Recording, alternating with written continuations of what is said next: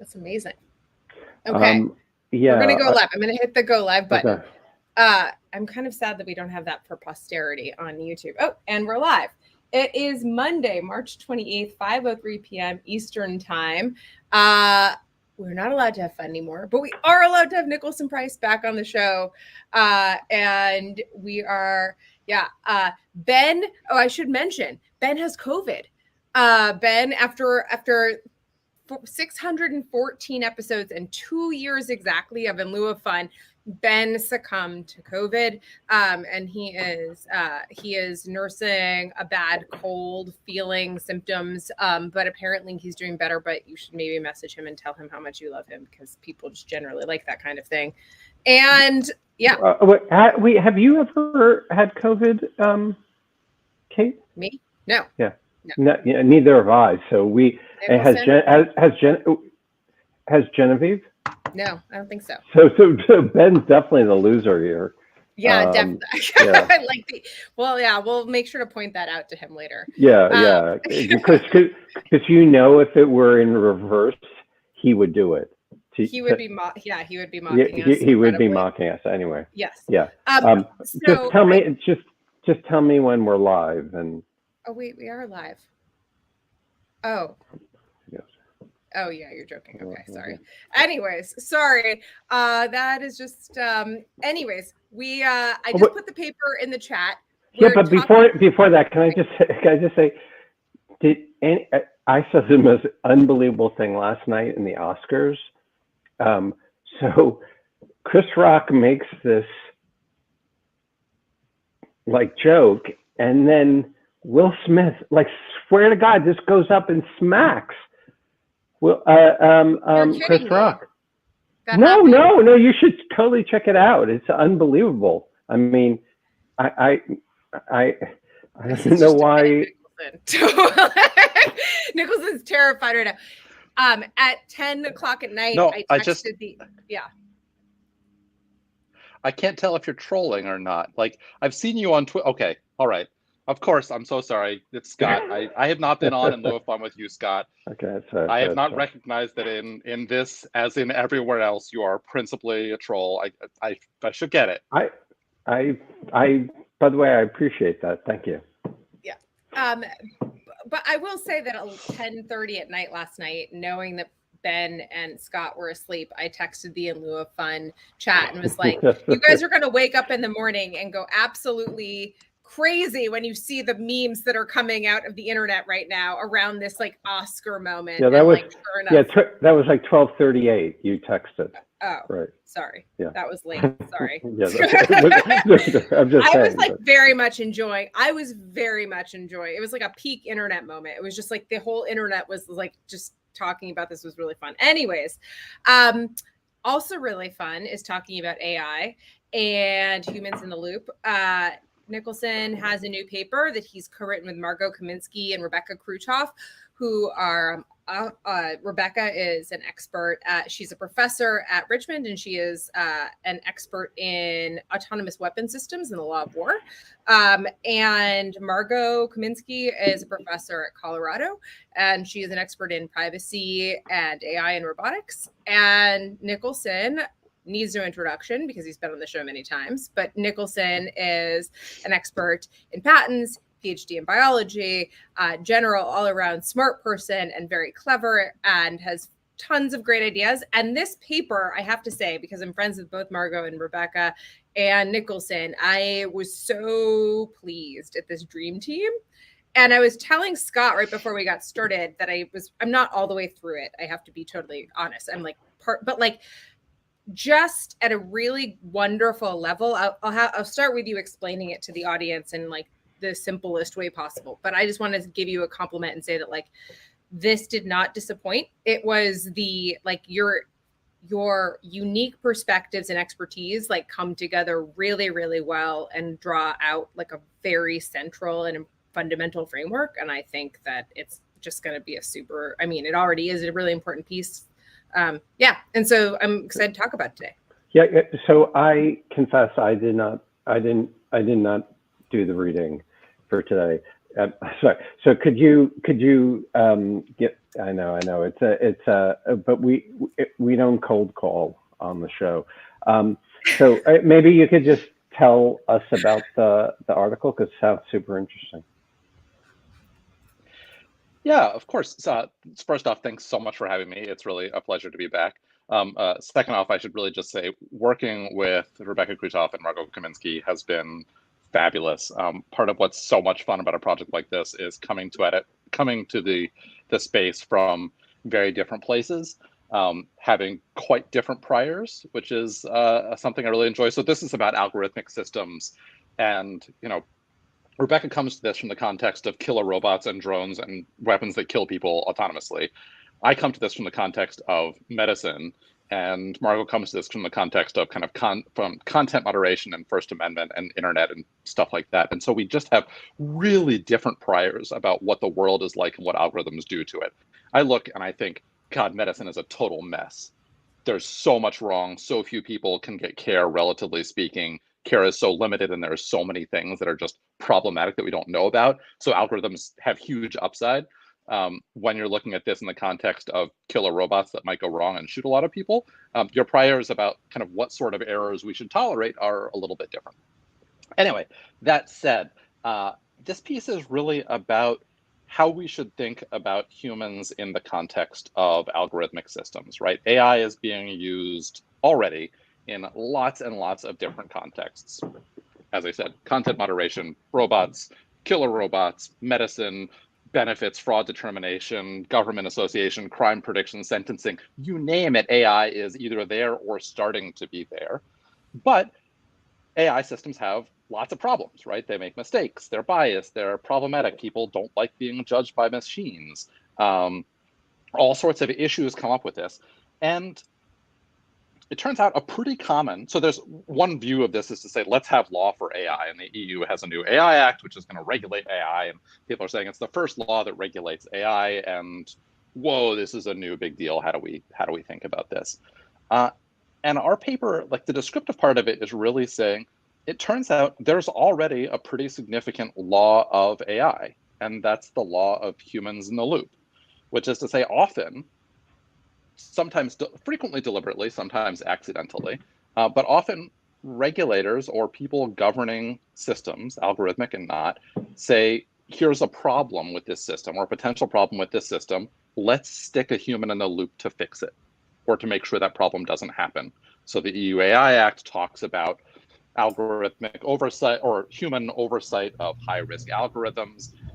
There are questions about when you have to keep a doctor in the loop of a diagnostic system or making sure there's a human soldier to pull the trigger or set the target or whatever. Like putting a human in the loop is a pretty common solution or pretty common intervention. And the basic argument of the paper is it turns out when you stick a human into an algorithmic system to fix the system, you don't get a fixed algorithmic system. What you get is a new system, which is a hybrid system, a human-machine hybrid. And it turns out there's a whole lot of new problems that show up when you're dealing with a human-machine hybrid about how they work together and what sorts of issues arise. And those systems demand their own difficult, complicated regulations. We have examples of what this looks like when regulators actually try to grapple with it, like in railroads or nuclear engineering or airplanes or medical devices. And it's super hard, right? The human factors engineering part about nuclear reactors is about 560 pages of detailed regulations. The regulations about how a train operator should control a train involves things like how many colors you're allowed to have on the screen, where notifications have to be if they're important versus not quite as important, things about how tall the operator is relative to the controls, just hugely detailed regulations about how to get this right so you don't have lots of screw ups that happen when humans and machines are just kind of stuck together willy-nilly for reasons that I'm happy to talk much more about. But basically, like getting this stuff right is really hard. And the central message is sticking a human into the loop doesn't solve the problem. it creates a bunch of new problems. It might solve some problems, but it creates a ton of new problems and ends up with a really complicated a new set of issues to deal with. So that's the basic shtick. There's more, but I'll stop there. So, first of all, what you say, first of all, sounds very valuable and makes a lot of sense. I mean, that is like, if you think that algorithms are good in the sense that they won't be biased in certain ways in the way that humans are, you know, if you stick the human in, it's kind of corrupting the very thing you're trying to accomplish. So that strikes me as really sound and important. I was wondering though whether you thought that the reason why we want humans in the loop is not to catch problems associated with, let's say, inaccurate recommendations, but that like what matters to human beings and what matters like from a justice perspective is that the actions can be justified on the basis of principle. And the thing about machine learning stuff is it's not about principle, it's about pattern matching. And so the human being stuck in there is not to try to catch bias so much as to kind of discipline, so to speak, the outputs in a way that can be kind of justified on the basis of principle. I mean, is that a possibility or? Yeah, so you said you didn't do the reading, but you've hit precisely upon the complications we elaborate in part 4 of the paper. Okay, go ahead. Okay, I'm sorry. So, right, so okay. no, but I mean, please talk about it. That'd be great. I'm kidding. Part of what makes this really complicated is the fact that, right, we say it kind of as a positive matter. There are a bunch of places where law says you should have a human in the loop, like the EU AI Act says human in the loop. International law on traffic conventions say you have to have a driver capable of controlling the car.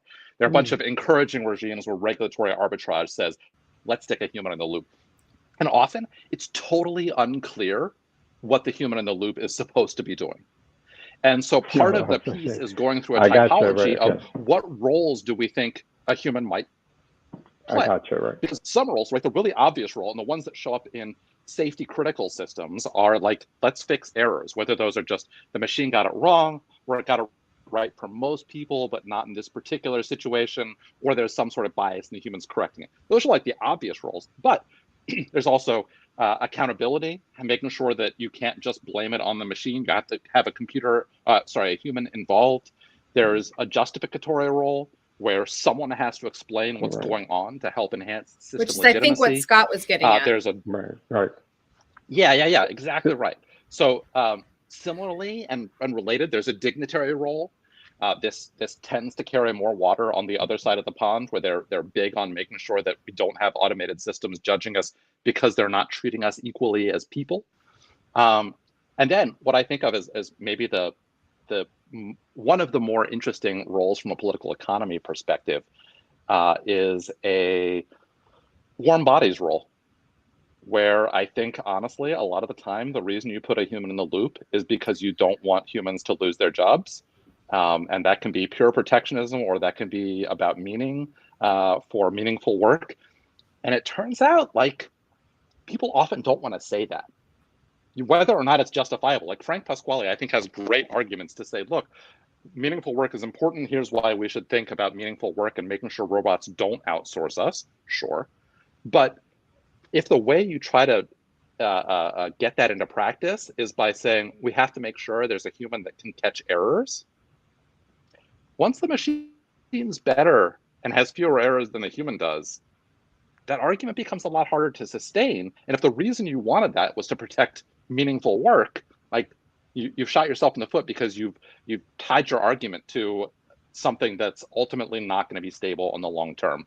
Mixing metaphors a lot there. Sorry. No, but that's a great argument. No, Thank this you. is amazing. I love part 4. Part 4 was what I was really talking about with the topology of like that you guys just do this wonderful job of like laying out all the different justifications. And of course they overlap, right? Like the warm body, I think, does have a dignitary kind of component to it and justificatory component to it. And maybe at the beginning, a corrective component, like there are pretextual justifications, but I agree with you that sometimes that at the core, there is an emotional and kind of like component of like wanting this human in the loop. I want to actually kind of maybe, I know we're like jumping around a lot, but I'm kind of very curious, like in all of these different roles, we see the level of the human in the loop being in kind of an overseer capacity. And like, I think like in the justificatory sense, the corrective roles that you kind of get into, the dignitary, there's an it's not perfect, but like, let's say that like most of them are kind of overseer roles. What about the role of humans as like source material on which these AIs are built in like a machine learning sense? Like there is like, it's not like these things are learning on other autonomous, like it's not machines learning on machines. And this is something you kind of get into in part 3, but go ahead. Yeah, so I mean, one challenge of thinking about kind of what is a human in a loop, i.e., does our project have any sort of meaning? Is this a circumscribable concept? Is, aren't there tons of humans in the loop? Aren't all systems hybrid systems? It's not about putting a human in the loop, they're always there. And I think you can totally legitimately think that human in the loop refers to the fact that we have humans who are involved in generating the data, in curating the data, in making the system design choices. You could also have a broad definition of human in the loop on the back end that refers to humans doing the evaluating of systems, kind of how they fit in, what we do ex post to figure them out. In this particular project, we focus on a pretty narrow definition of human in the loop, which is a human involved in a particular decision, whether that's the decision to use an algorithmic system or go back and forth with it or rubber stamp its decision or evaluate its decision or kind of immediately appeal it, like that sort of stuff right in the moment, for a couple of reasons. One is if we define everything as human in the loop, then it becomes hard to get kind of any theoretical purchase. Another is that's kind of where the rubber meets the road. It's the sharp end of the socio-technical system. And then the third is, honestly, a lot of law is focused there now. And so to the extent that we're evaluating how well does law do when it focuses on that kind of immediate decisional loop and does so putting a human into the loop by mandating it or encouraging it or whatever, like how well does that work and what are the implications of that particular move? But totally agree with you, right? There are humans all the way through the system. I think Lair and Ohm do a nice job of talking about this, as do Selbst and Barokas. Like there's a lot of nice work talking about the blunt end of these socio-technical systems and on ex post evaluation and contestation. Can you just, that's so awesome, the blunt versus sharpen. What does that mean? Can you explain it? Because I would love to use that at the next socio-technical dinner party. So I will confess, I'm not an STS guy. So sorry, science and technology studies guy. So I'm not going to be deeply. I'm not going to be. They're going to yell at me for whatever I say right now. I'm just prefacing that now. This is a safe space. Thank you. I think of the blunt end as being kind of the background systems blunt end, meaning that there are lots of people, lots of things involved, the overall kind of systemic view, taking from the world and looking at this quite broadly. And then we narrow it down through the socio-technical system until we get to the point of an individual decision, often about an individual person, kind of where does this eventuate into a single moment? Okay. Yeah. So I see. So the idea is the reason why it's blunt versus sharp is because you're thinking about it like triangularly, or like as coming. Yeah, like a funnel. Okay. Kind of like a funnel, right? Okay. Okay. Yeah. So think about like, okay, so tell me if this is right, Nicholson. So it's like the idea is the blunt end is kind of like the body of passive human experience and humans that the machine learns on. Like it's everything in the world that it's possibly learning on. And then slowly that like kind of like funnels down until you just have some dude that like pulls the trigger, or some woman who's like going to be sitting next to the self-driving car and hits the button to like abort, like, or doing something like that. It is the I think of it a little bit as like humans as passive versus humans as active. I think that's a reasonable way to think about it. Honestly, I think the metaphor has a couple of different kind of things that it draws on. One of them is this kind of conical triangular version. The other is you can think about this like a weapon, like the blunt end is what's on the back end and the sharp point is what actually like ends up making the difference in the moment. I got you. Okay. Oh. Okay. Cool. Yeah. Thank you.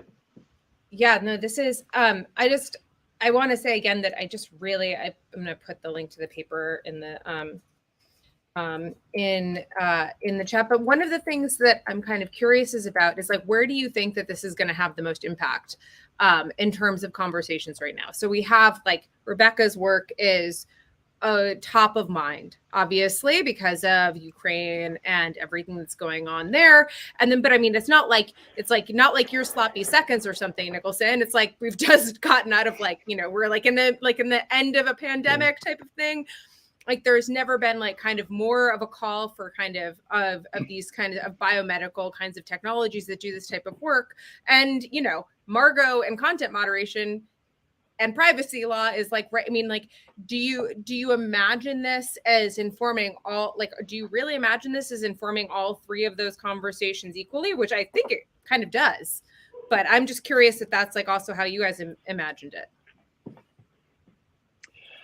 Yeah, honestly. So I don't think this, look, our goal of when we stepped into this project, this was a fascinating project. So I don't know what your co-author experiences have been like, but sometimes you step into a project and somebody has their idea full formed in their head and says like, okay, this is what we're going to do, and you're going to do A, and I'm going to do B, and she's going to do C, and that's our expertise, and we know what this thing is going to look like from day one.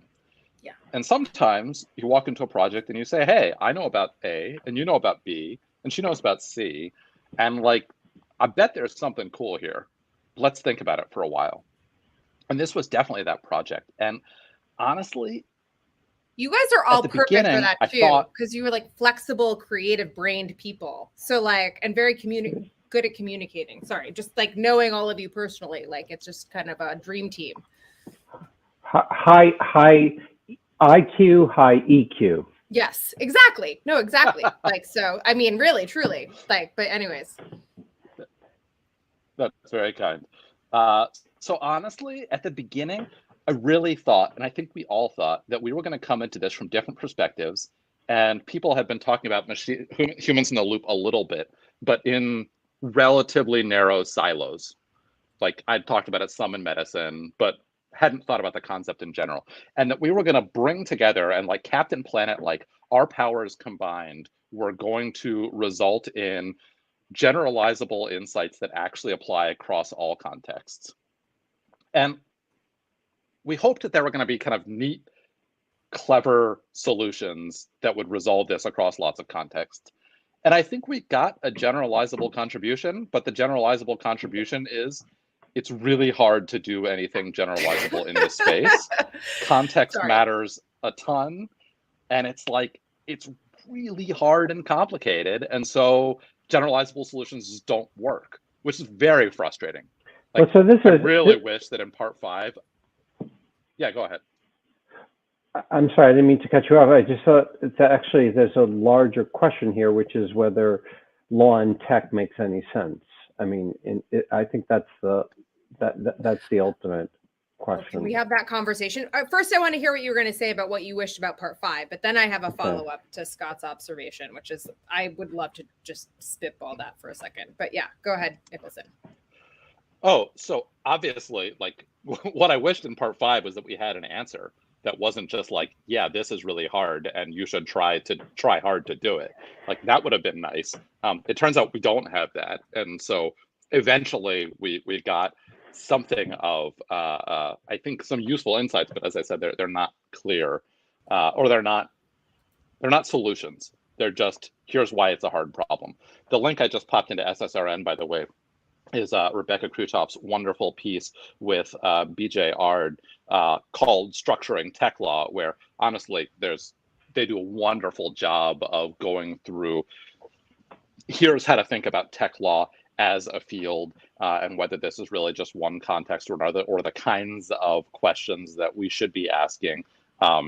So I'll put that in there. So having gone to like 15 workshops on BJ and Rebecca's paper, because we were all in the PhD program at Yale together, like at the same time. So it got workshopped to death. And I will say that like, it's a great paper. And there are things that I fundamentally disagree with. So this is what I was going to say. So like one of the things, and I'm going to channel a little bit conversations and like a person who was also in the room in these conversations, which was Molly Brady, who has been on the show too, and is a property law professor. I think you guys all know her. But Molly kind of pushes back on this concept with kind of the idea that like, listen, all tech is disruptive. Is tech really truly a disruptive force? Like indoor plumbing was new technology at one point, and now it's part of the implied warranty of habitability. Like, that basically like what's disruptive about, like, there's always going to be new technology. There's always going to be disruption of norms. Yeah. Is it actually anything that needs to be its own kind of field, so to speak? And I find it like a compelling point, to be actually kind of frank, as a person who does tech law. So like, I'm curious what you guys think. Can I Yes. let me say one thing, which is that, because this is in some sense the thesis of the book that I finished and is being edited and one day might even be published, which is that what's interesting about new technology is that the thing I distinguish between downcode and upcode. Downcode is like anything below your fingertips, all the kind of technical code below your fingertips, and upcode is all the normie stuff above your fingertips, like social norms, legal norms, institutional norms, industrial norms. And what's really interesting is the relationship between upcode and downcode, and the way in which they interrelate, the way in which these two bodies of code relate to one another. And I think that is a principal preoccupation of tech law. In particular, the way in which you can take upcode kind of legal norms and various social norms, redirect them in certain ways to affect the technology, either how it's produced or the way it's regulated. And so that's something that's transsubstantive. That's something that synthetic biology has to worry about. That's something that content moderation has to worry about. It's something that the law have to worry about. And it's not something that property law has to worry about. This is not like the new building technology is not a big concern in real estate.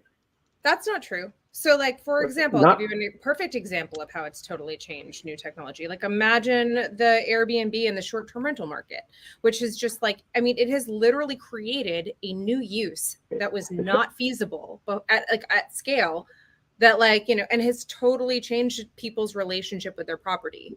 By the way, that's a totally fair response. So then the question becomes then, how do you individuate fields? How do you, but it's just that the thing that tech lawyers care about is the way in the relationship between the norm and the technical. And that is a very specific concern in these fields that's transsubstantive. Anyway, that was my view.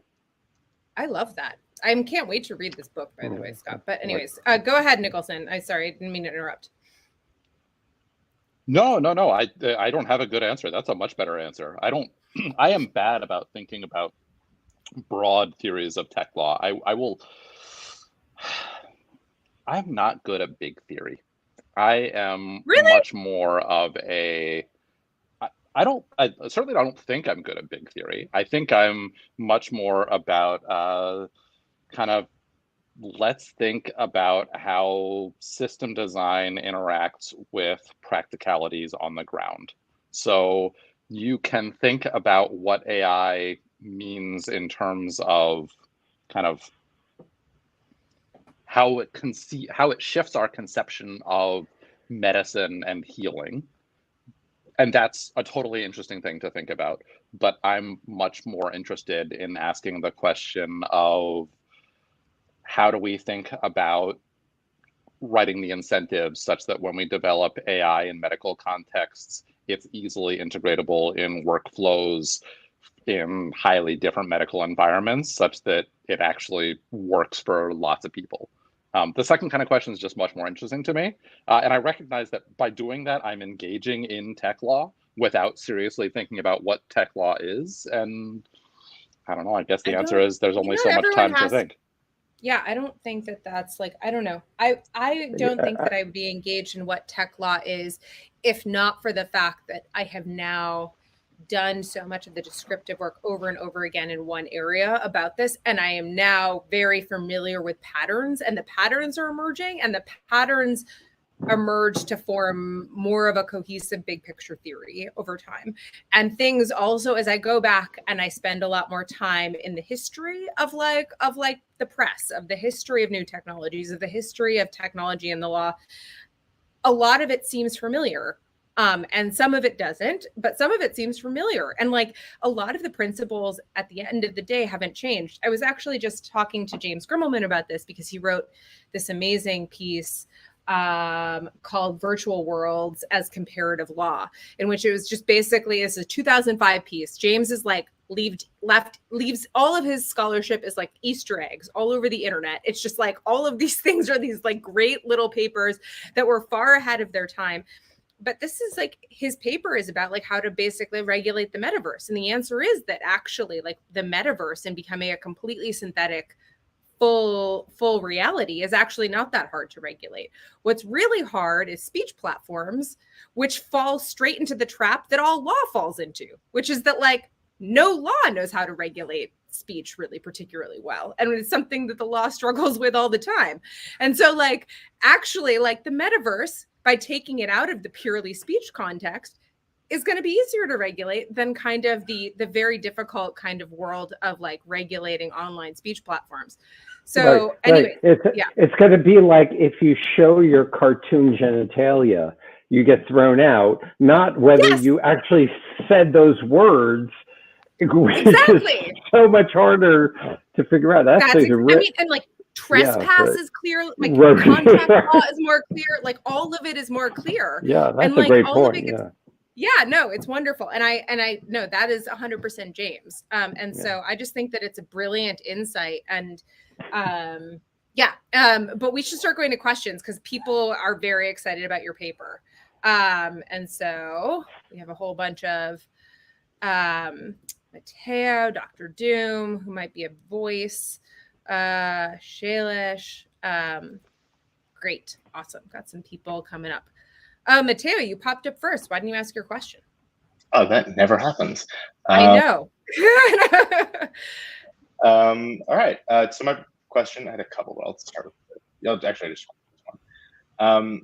The question is if you can speak a little bit to the non-information technology related instances of hybrid failures. I'm thinking of the point in the paper where you describe mandatory sentencing guidelines being a way to remove the human from the decision-making loop. Sending others to jail to ensure even application of principles and rules like that. And I thought that was a really interesting thing to put in there because it has nothing to do with IT. And I'm curious if you could speak a little bit to that. side of things and how metaphors like that informed your broader thinking. Yeah. So I'm going to seize this excuse to answer a question I saw fly by in the chat a little while ago about something that I kind of left out of the description of the paper, which is the descriptive bit about how law actually does this. And so and I promise I'll get to the answer to your question. I promise it's relevant, even though it doesn't seem so for a moment. So we talk about law interacting with humans in the loop in kind of a spectrum from mandating to encouraging to discouraging to prohibiting, right? And mandating is things like the EU AI Act, or what people are arguing for killer robots, or the drivers' convention that you have to have a human in the loop. Prohibiting is when they say there can't be a human in the loop. And honestly, the reason we threw in sentencing is because we couldn't find a real world example of prohibiting humans in an algorithmic system, like an AI system right now. Our theory was like, it's gotta be out there as a logical possibility, but we can't find one. Like, we don't know of an AI system where they say there can't be human involvement. The closest we could come is the idea of mandatory sentencing guidelines, the goal of which was to exclude human discretion from a kind of prototypical algorithmic system, to the extent that you think about sentencing guidelines as an algorithm. So that's why we had that there. While I'm here, I'll mention the kind of interim bits, the discouraging and encouraging bits, just because I think it's useful for the sake of completeness. Encouraging is a space where basically the law creates incentives for there to be a human in the loop when system designers are putting together their system. So an easy example of this is FDA regulates medical devices, and it's expensive to get a medical device on the market. If you put a human in the loop of a diagnostic system, all of a sudden, poof, it's no longer a medical device.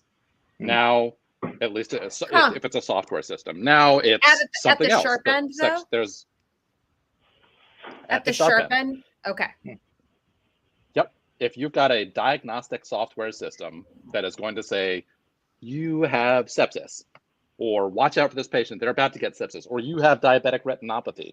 If the software just says that, it's a medical device, AI regulates it. If the software says, here's useful information for you, physician, would you care to take a look and perhaps apply it? Then FDA doesn't regulate it, it's not a medical device. So a lot cheaper to put a human in the loop.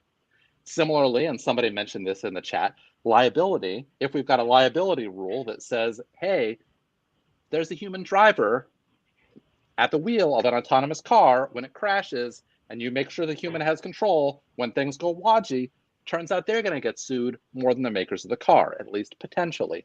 Good reason to keep a human in the loop.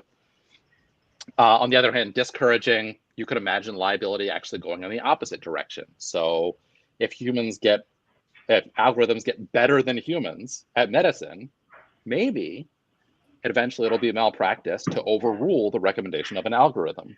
This is Michael Frumkin, Joel Pinot, and the late Ian Kerr made this point really lovelily in a paper. And Dr. So Watson, all that was a Dr. lot House. of answer that I just wanted an excuse to say. Exactly. Interesting. Do you mind if I ask a follow-up? No, of course. That was really interesting, because the point about there not being any other examples about prohibiting humans in the loop, I actually wrote down that I couldn't think of one. I didn't find one in the paper other than that sentencing rule. But what I think is interesting there is that it seems like to me the point of a human in the loop, it's only good insofar as the human has the ability to exercise human discretion. And the law seems really interesting because as decisions get made, at least my knowledge, not being a lawyer, even a law student, it seems like flexibility gets cut down as decisions just get made by precedent and customs getting established, so on and so forth.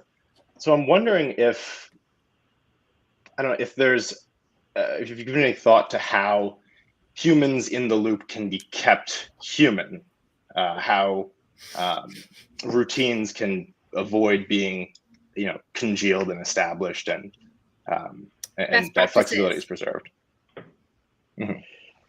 Yeah. So this I think is fascinating, and here's why I want to partially disagree with the premise of the question. I think you're right that we want to make sure that humans maintain the possibility of exercising discretion if we want humans to exercise a role in which discretion is important. So if we're worried about dignity, Okay. if we're worried about some forms of error correction, then Fair enough, but that all of a doesn't apply sudden- for the warm bodies stuff, is what you're saying. Exactly. We don't care about warm bodies. We don't care for an accountability role, frankly. If the answer is I want somebody to sue, it doesn't matter if they have power or not, as long as I can sue them. So MC Elish has this wonderful concept of a liability sponge, where the idea is that a human in the system soaks up the liability from the system and keeps it from the system designer, or a moral crumple zone, which is basically the same thing, but for both liability and for moral accountability. So they're the part of the car that gets crushed, so that the system designers on the back end, the blunt end of that socio-technical system, don't end up facing liability or an accountability. And for those, you don't actually care if the human can make a decision or not. It's all the same to you. Yeah, World Zone's paper is amazing. Yeah. The technical term for that is poor people. Harsh. Yeah, True. really hard. I mean, yeah, but I mean, not untrue. I would say corporations are like, I mean, it's also like it's pass-through liability, right? Like, are we also talking about that? It's not necessarily that the liability ends in the humans. The liability places the causality with the human, but ultimately with the corporation, right? Like there's some type of like, right? Instead of like a much more untraceable kind of like systemic part of the corporation, maybe ish. Okay, sorry. Can I just broaden this out? Just make a point, a jurisprudential point, which is in some sense the human in the loop is also, that principle also applies in the case of what I would call upcode, that is like legal norms. So that's what the necessity defense is all about. That's what, in some sense, Carl Schmitt meant when he said the sovereign is he who decides on the exception. The idea is that there's always somebody who it's up to them to say this is normal or this is abnormal. And it's not just that we want to make sure that we want humans in the technical loop. We're just like anxious about any type of automatic thing, even if it's not technical, even if it's merely institutional, even if it's humans acting according to rules. We still want there to be a human in the loop in the sense that we think that when the rule really misfires, they can engage in corrective action. And so, do you see what I'm saying? That this is like a general. In the terminology I would use, there's humans in the loop, both in the down code and the up code. It's just that there's this anxiety about automaticity and the lack of judgment in decision making, human decision making, moral decision making. Yeah, sorry, that was so I totally take. Oops. There is a slight lag, by the way, Nicholson. You're not wrong. I sense it now. We have sensed it for like a while, but I'm sorry. That is kind of why we're kind of stepping on each other a little bit. But go ahead.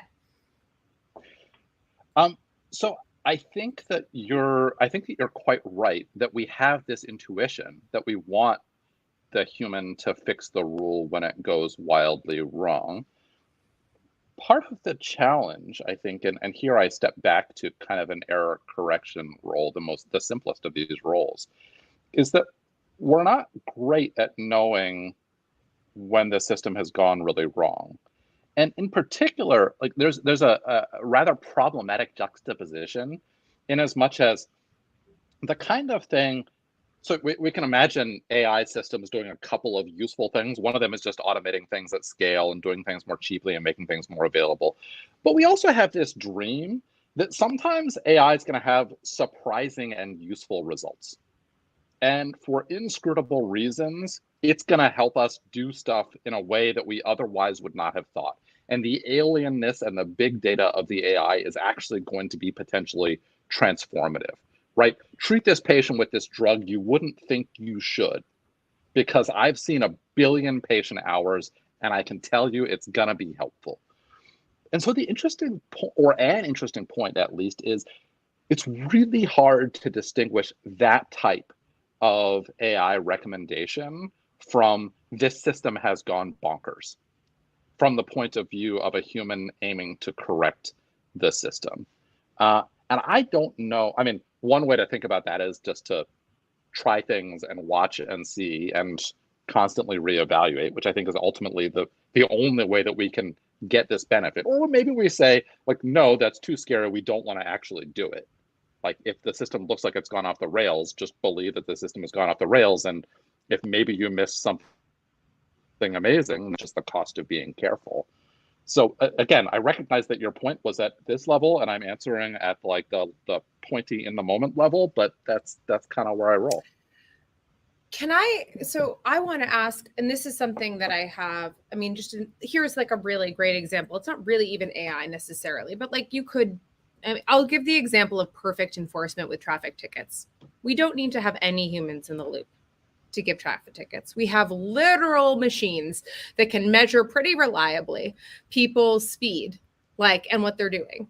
And I think that there's actually this underdeveloped idea that we actually don't like the idea of perfect enforcement, and that it is, especially in the US, kind of culturally, maybe this isn't underdeveloped, maybe I'm just not familiar with the people who talk about this, but this idea that we actually think fairness is much more a standard-based procedure than a rule-based procedure, that there's like lots of things and lots of norms backing up whatever the rule or the standard is. We want there to be a contextual understanding of why, if you have a baby, like if you're having a baby and you have to get to the hospital and you're speeding five miles per hour, and you get pulled over, you can explain that they can see the baby in the back seat, right? Like there's like this whole thing. You don't have that opportunity with like a speed camera. There's all of these types of things where we think that there are exceptions to the rules. What I kind of am interested in is that like, it really does strike me as like, in addition to a lot of things, that kind of fetishization of fairness and the fetishization of like kind of a standard over a rule is like part of like why we stick humans in the loop as a corrective measure, even when we know that like the actual enforcement or diagnosis or anything else could be much better than when there is like human reasoning involved or more reliable.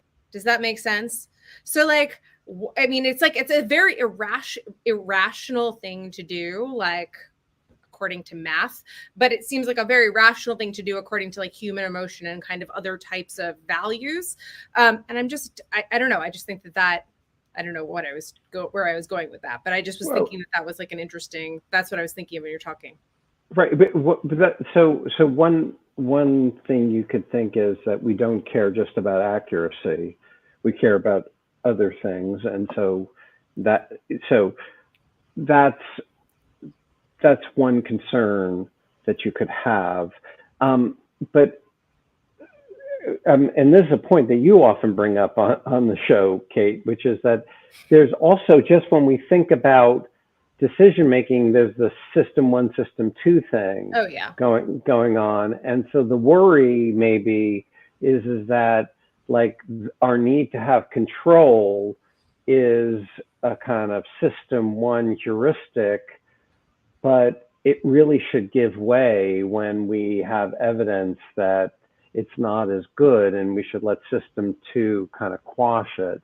And that's a different concern than the first. So just to point that out. No, I think that's exactly what I'm talking about. I was trying not to bring in system one, system two, because I feel like I'm a broken record with that. But yeah, hold on. We have Shailesh has a question, and then we're gonna wrap. So you're the Dr. Doom didn't show up. Shailesh, nice to see you. Hey, nice to see you. Fascinating discussion. I'm going to try to make it quick.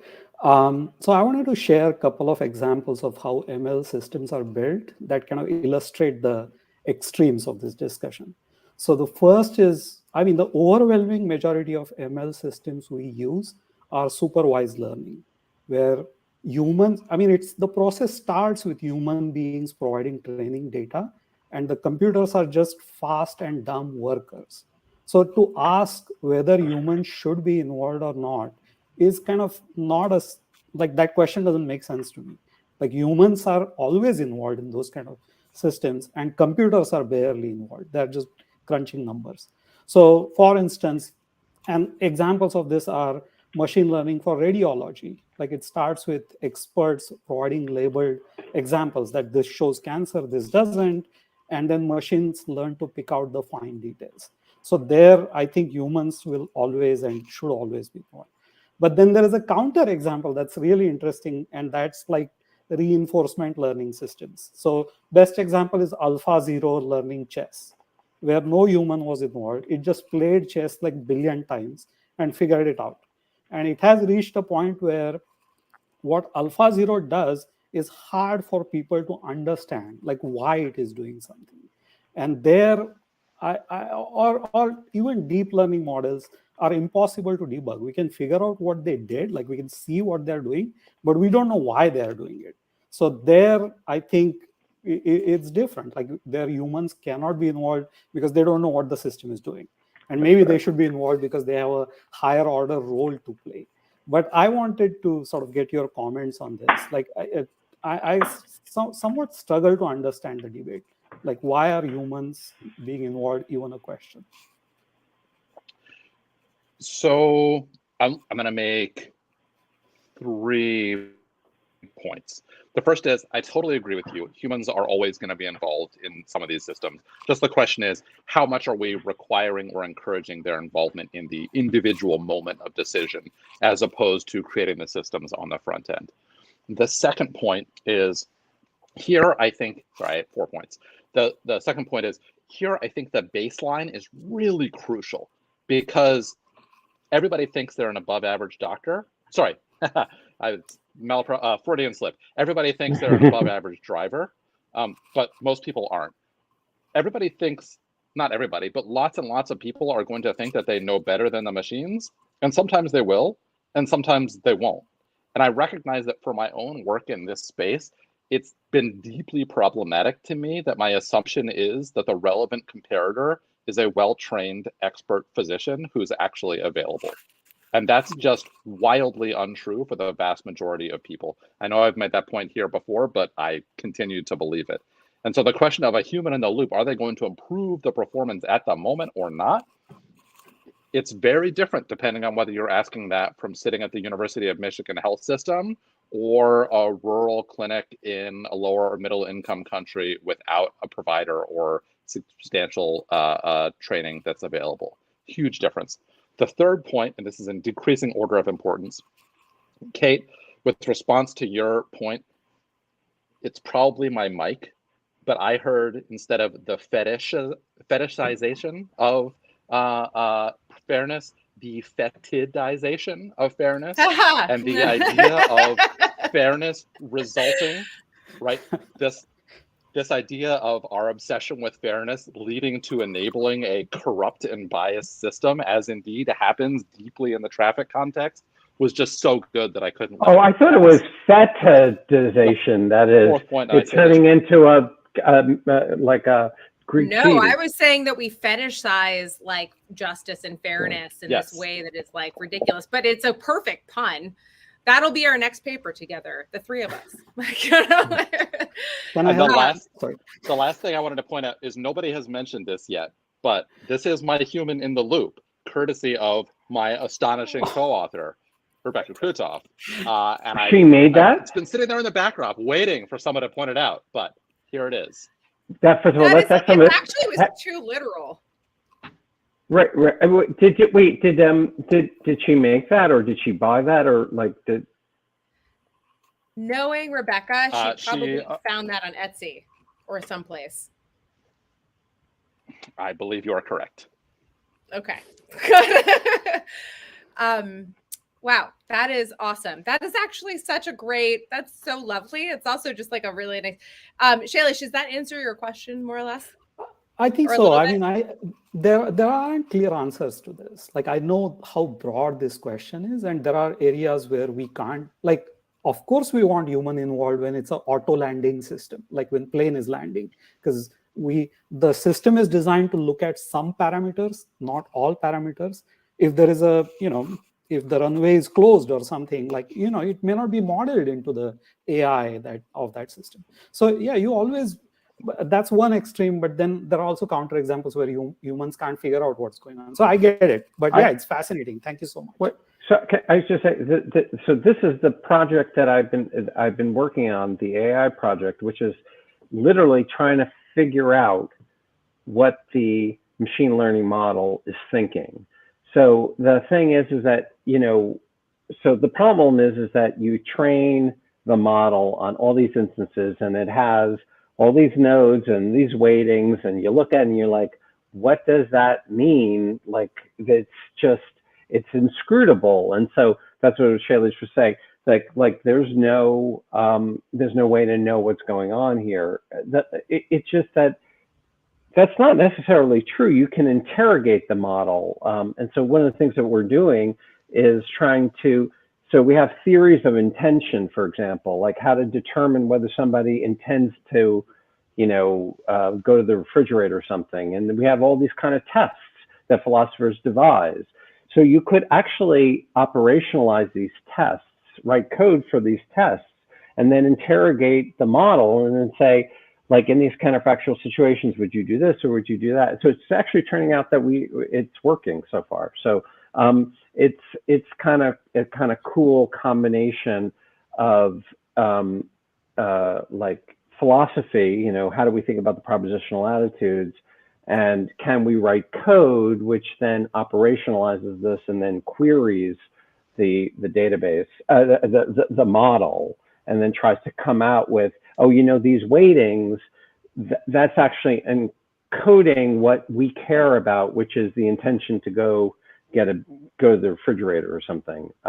Anyway, so I throw that out as I love that. I've been playing with it.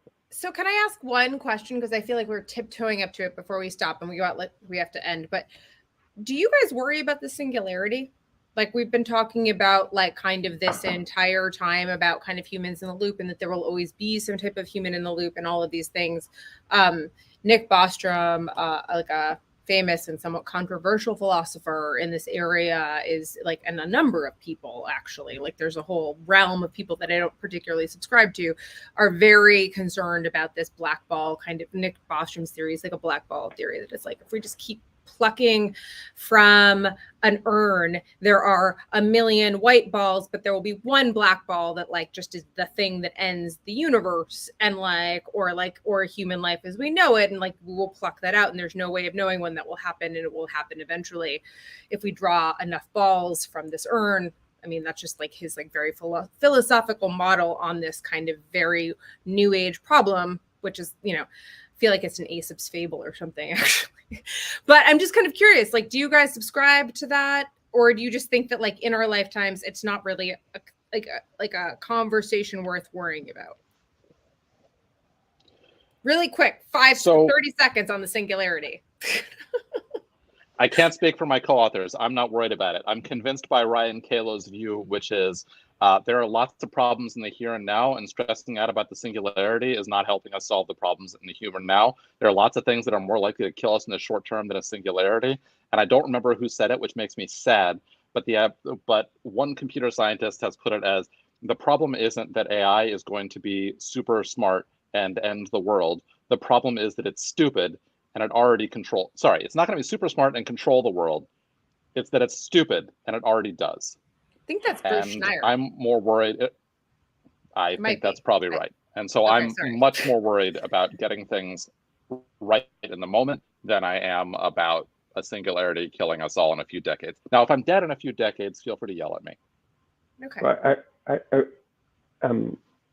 My own view is, of course, a singularity is going to happen.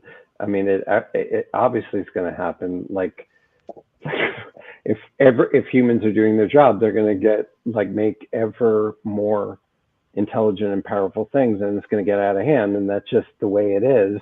And this is like, chimpanzees talking about like possible humans. Of course it's going to happen, like nothing, but like what are we going to do? Not like make the next iPhone? Right. I know. Like that's actually, I actually think that I agree with both of you completely. I agree with Ryan Kalos and like as channeled through Nicholson's kind of pragmatic viewpoint of like the things to focus on in the now, and then the point that Scott is making, which is that like it's an inevitable, it is inevitable, an inevitable part of like human progress, unfortunately, and like I just kind of like why worry about it until it's like a thing that you worry about. And then when you have to worry about it, you can blame Nicholson.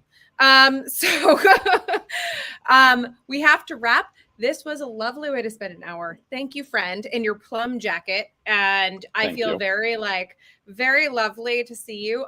So fun to have this paper. Sad we couldn't have Margot and Rebecca on, but I feel like we said wonderful things about them. So that was a good second place. We did. Yeah. And everyone check out the paper, which I will post once again in the chat, and download it so that you can increase their ranking. Oh, Scott, raise an eyebrow like you're not above pandering. Oh, no. By the way, no, that wasn't raising an eyebrow about that. I was actually raising an eyebrow. Somebody whose Is that comment? ganglia, Nicholson? Oh, no, yeah, no. It was something that I love it. Yeah, somebody said something in the chat, and you were laughing at that. Okay, yes. Well, I wasn't laughing. I was eyebrow raising. Yeah, did you wear the neuro bow tie for me? I love like sorry, I was like it's such a like this is like a really funny thing. Just as an aside about you and I that we have this in common, Nicholson, is that I think the reason we both did bio and we're drawn to bio at a like undergrad and graduate level is like I really do love the systems of it. I love mapping the systems of bio. Like I just think that the natural world and the systems of them are just like the most. It's like I still to this day do this like all the time, and I think that people know that. But like yeah, it's a piece that I miss a lot, and it's always fun to have you on and like. Because it's a similar mind. So is Scott. He does this. He's like really into mushrooms. Yeah, that's right. So this is like you, Nicholson. We have a mind meld and we think about the world the same way. And then Scott too. He's interested in mushrooms. No. Wow. Okay. Wow. Anyway, this was awesome. This was lovely. Thank you so much. On Wednesday at 5 p.m. Eastern time. I don't know who the guest is. It will be Genevieve and Ben, who will hopefully be over COVID at that point. And until then, we don't have FUD anymore, but we not only can, but we must have a human in the loop. Yes. Yes. In like anyway. a literal loop. Yeah. That's also such a classic Rebecca gift. It's so perfect. Anyways, I'll see you guys later. Bye. Okay, bye-bye. Bye-bye.